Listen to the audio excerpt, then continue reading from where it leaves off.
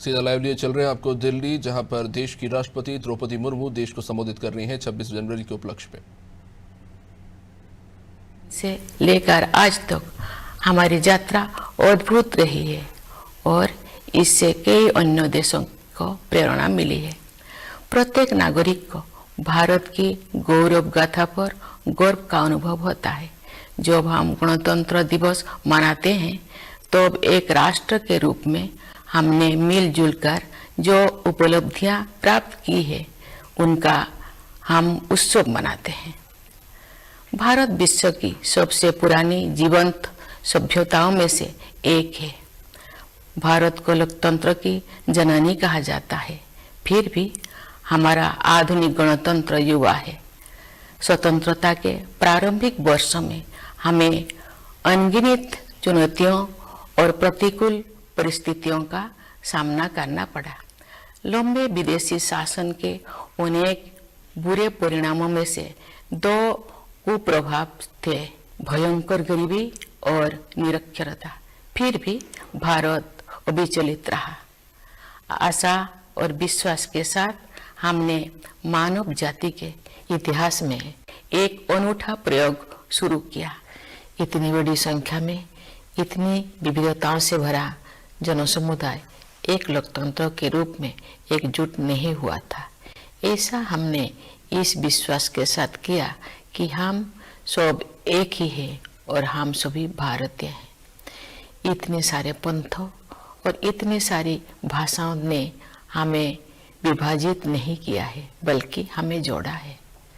इसलिए हम एक लोकतांत्रिक गणतंत्र के रूप में सफल हुए हैं। यही भारत का सार तत्व है।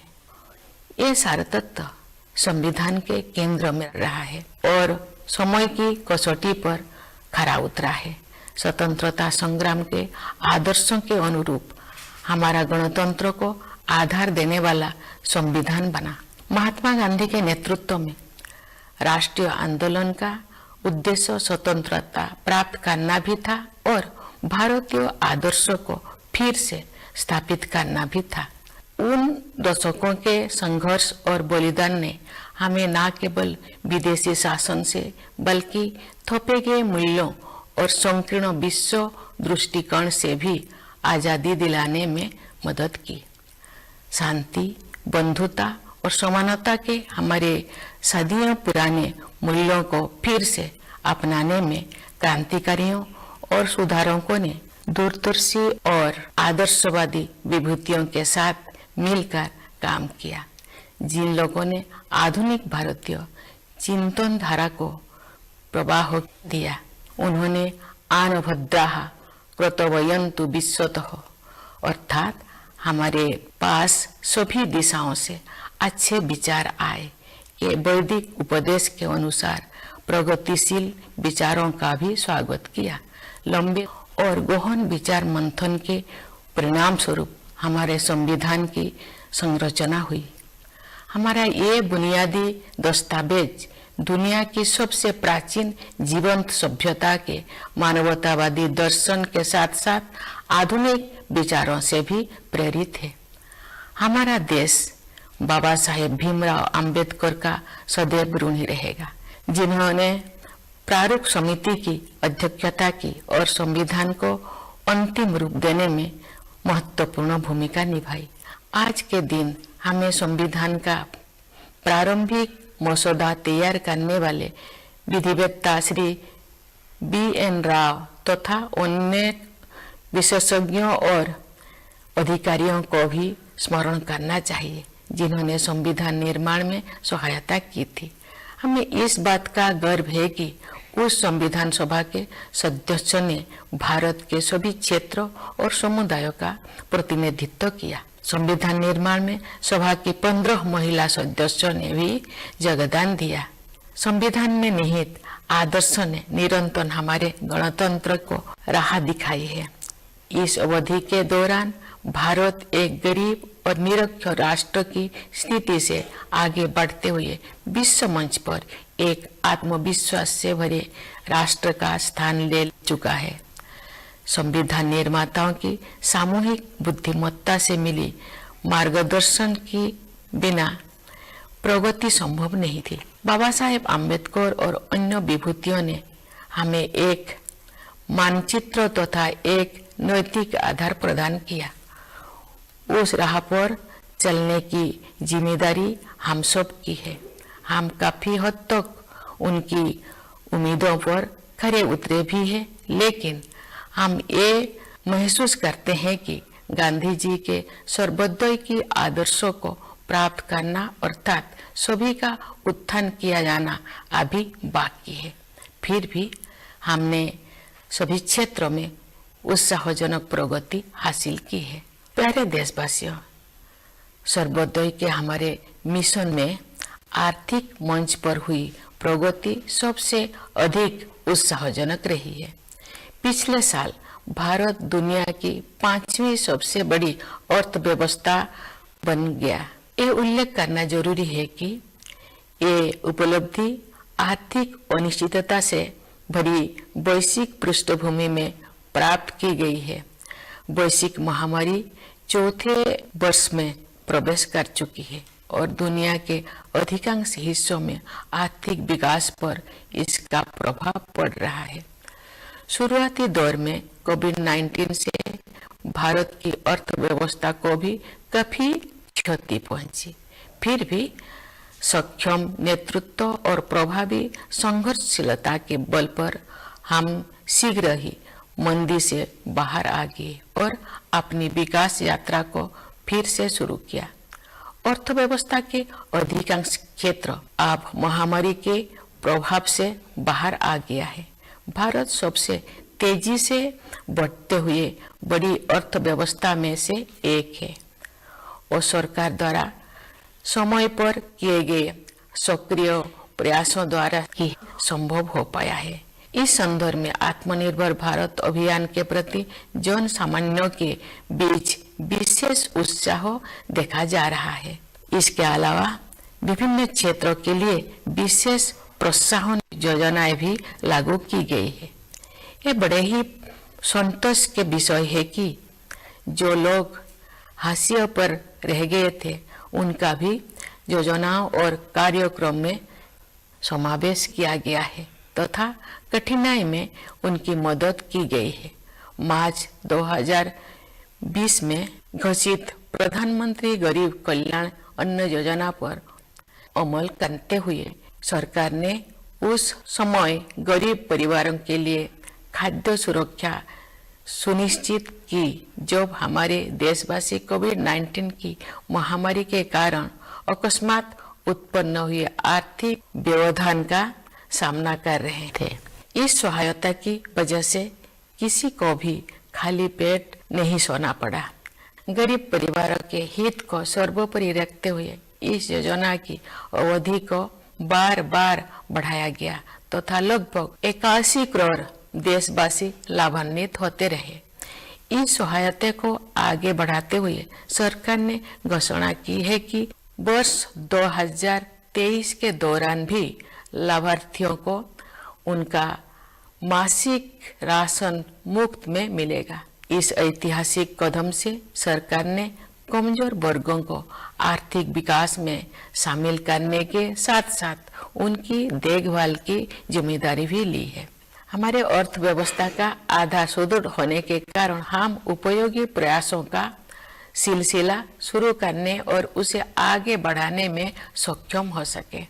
हमारा अंतिम लक्ष्य एक ऐसा वातावरण बनाना है जिससे सभी नागरिक व्यक्तिगत और सामूहिक रूप से अपनी वास्तविक क्षमताओं का पूरा उपयोग करें और उनका जीवन फले फूले। इस उद्देश्य की प्राप्ति के लिए शिक्षा ही आधारशिला तैयार करती है। इसीलिए राष्ट्रीय शिक्षा नीति में महत्वाकांक्षी परिवर्तन किए गए हैं। शिक्षा के दो प्रमुख उद्देश्य कहे जा सकते हैं। पहले आर्थिक और सामाजिक सशक्तिकरण और दूसरा सत्य की खोज। राष्ट्रीय शिक्षा नीति इन दोनों लक्ष्यों को प्राप्त करने का मार्ग प्रशस्त करती है। यह नीति शिक्षार्थियों को 21वीं सदी की चुनौतियों के लिए तैयार करते हुए हमारी सभ्यता पर आधारित ज्ञान को समकालीन जीवन के लिए प्रासंगिक बनाती है। इस नीति में शिक्षा प्रक्रिया को विस्तार और गहराई प्रदान करने के लिए प्रौद्योगिकी की महत्वपूर्ण भूमिका को रेखांकित किया गया है। हमें कोविड-19 के शुरुआती दौर में ये देखने को मिला कि प्रौद्योगिकी में जीवन को बदलने की संभावनाएं होती है। डिजिटल इंडिया मिशन के तहत गांव और शहर की दूरी को समाप्त करके सूचना और संचार प्रौद्योगिकी को समावेशी बनाने का प्रयास किया जा रहा है। दूर दराज के स्थानों में अधिक से अधिक लोग इंटरनेट का लाभ उठा रहे हैं। बुनियादी ढांचे में हुए विस्तार की सहायता से सरकार द्वारा उपलब्ध कराए जा रहे विभिन्न प्रकार की सेवाएं लोगों को प्राप्त हो रहा है। हम विज्ञान और प्रौद्योगिकी के क्षेत्र में अपनी उपलब्धियों पर गर्व का अनुभव कर सकते हैं। अंतरिक्ष प्रौद्योगिकी के क्षेत्र में भारत गिने चुने अग्रणी देशों में से एक रहा है। इस क्षेत्र में काफी समय से लंबित सुधार किए जा रहा है और अब निजी उद्यमों को इस विकास यात्रा में शामिल होने के लिए आमंत्रित किया गया है। भारतीय अंतरिक्ष यात्रियों को ले जाने के लिए गगनयान कार्यक्रम प्रगति पर है। ये भारत की पहली मानवयुक्त अंतरिक्ष उड़ान होगी। हम सितारों तक पहुंचकर भी अपने पांव जमीन पर रखते हैं। भारत का मंगल मिशन असाधारण महिलाओं की एक टीम द्वारा संचालित किया गया था और अन्य क्षेत्रों में भी बहनों और बेटियां आप पीछे नहीं है। महिला सशक्तिकरण तथा महिला और पुरुष के बीच समानता अब केवल नारे नहीं रह गए हैं। हमने हाल के वर्षों में इन आदर्शों तक पहुंचने की दिशा में काफी प्रगति की है। बेटी बचाओ बेटी पढ़ाओ अभियान में लोगों की भागीदारी के बल पर हर कार्य क्षेत्र में महिलाओं का प्रतिनिधित्व बढ़ रहा है। राज्यों की अपनी यात्राओं, शिक्षण संस्थानों के कार्यक्रमों और प्रोफेशनल्स के विभिन्न प्रतिनिधि मंडलों से मिलने के दौरान मैं युवतियों के आत्मविश्वास से बहुत प्रभावित होती हूँ। मेरे मन में कोई संदेह नहीं है कि महिलाओं की आने वाले काल के भारत को स्वरूप देने के लिए अधिकतम योगदान देंगे।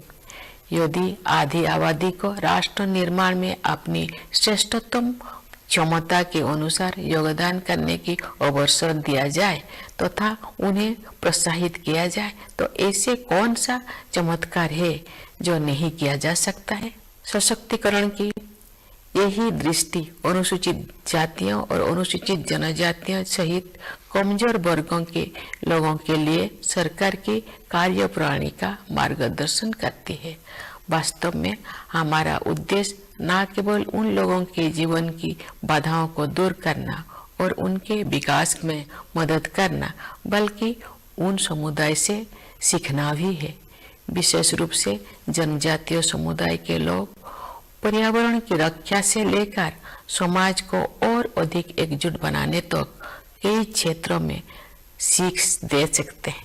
प्यारे देशवासियों, शासन के सभी पहलुओं में बदलाव लाने और लोगों की रचनात्मक ऊर्जा को उजागर करने के लिए हाल के वर्षों में किए गए प्रयासों की श्रृंखला के परिणाम स्वरूप अब विश्व समुदाय भारत को सम्मान की नई दृष्टि से देखता है।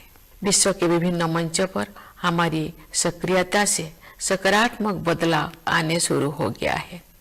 विश्व मंच पर भारत ने जो सम्मान अर्जित किया है उसके फलस्वरूप देश को नए अवसर और जिम्मेदारियां भी मिली है। जैसा कि आप सब जानते हैं, इस वर्ष भारत G20 देशों के समूह की अध्यक्षता कर रहा है। विश्व बंधुत्व के अपने आदर्श के अनुरूप हम सभी की शांति और समृद्धि के पक्षधर है। G20 की अध्यक्षता एक बेहतर विश्व के निर्माण में योगदान हेतु भारत को अत्यंत महत्वपूर्ण भूमिका प्रदान करती है।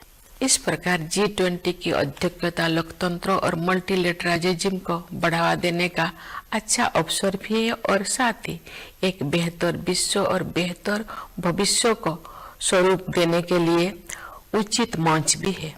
मुझे विश्वास है कि भारत के नेतृत्व में G20 अधिक न्यायपरक और स्थिरतापूर्ण विश्व व्यवस्था के निर्माण के अपने प्रयासों को और आगे बढ़ाने में सफल होगा। G20 के सदस्य देशों के कुल मिलाकर विश्व की आबादी में लगभग 2/3 और ग्लोबल जीडीपी में लगभग 85% हिस्सा है। इसलिए ये वैश्विक चुनौतियों पर चर्चा करने और उनके समाधान के लिए एक आदर्श मंच है। मेरे विचार से ग्लोबल वार्मिंग और जलवायु परिवर्तन ऐसे चुनौतियां हैं जिनका सामना शीघ्रता से करना है। वैश्विक तापमान बढ़ रहा है और मौसम में बदलाव के चरम रूप दिखाई पड़ रहा है। हमारे सामने एक गंभीर दुविधा है।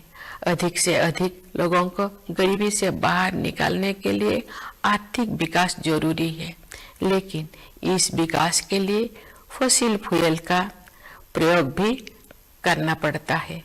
दुर्भाग्य से ग्लोबल वार्मिंग का सबसे अधिक कष्ट गरीब तबके के लोगों को सहन करना पड़ता है। ऊर्जा के वैकल्पिक स्रोतों को विकसित करना और लोकप्रिय बनाना भी एक समाधान है। भारत ने सौर ऊर्जा और इलेक्ट्रिक वाहनों को नीतिगत प्रोत्साहन देकर इस दिशा में सराहनीय कदम उठाया है। हालांकि वैश्विक स्तर पर विकसित देशों द्वारा टेक्नोलॉजी ट्रांसफर और वित्तीय सहायता के जरिए उभरती हुई अर्थव्यवस्थाओं को सहायता प्रदान करने की आवश्यकता है।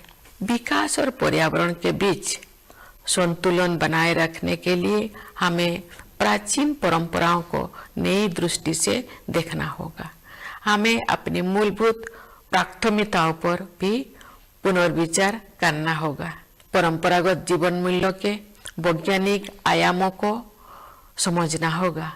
हमें एक बार फिर प्रकृति के प्रति सम्मान का भाव और अनंत ब्रह्मांडों के सम्मुख विनम्रता का भाव जागृत करना होगा। मैं इस बात पर ध्यान आकर्षित करना चाहूंगी कि महात्मा गांधी आधुनिक युग के सच्चे भविष्य द्रष्टा थे, क्योंकि उन्होंने अनियंत्रित औद्योगिकरण से होने वाले आपदाओं को पहले ही भांप लिया था और दुनिया को अपने तौर तरीकों को सुधारने के लिए सचेत कर दिया था। अगर हम चाहते हैं कि हमारे बच्चे इस धरती पर सुखमय जीवन बिताएं, तो हमें अपनी जीवन शैली को बदलने की जरूरत है। इस संदर्भ में सुझाए गए परिवर्तन में से एक बदलाव भोजन से संबंधित है। मुझे ये जानकर प्रसन्नता हुई है कि संयुक्त राष्ट्र ने भारत के सुझाव को स्वीकार किया है और वर्ष 2023 को the international year of millets घोषित किया है। बाजरा जैसे मोटे अनाज हमारे आहार के मुख्य तत्व हुआ करते थे। समाज के सभी वर्ग उन्हें फिर से पसंद करने लगे हैं। ऐसे अनाज पर्यावरण के अनुकूल है, क्योंकि उनकी उपज कम पानी में ही हो जाता है। ये अनाज उच्च स्तर का पोषण भी प्रदान करते हैं।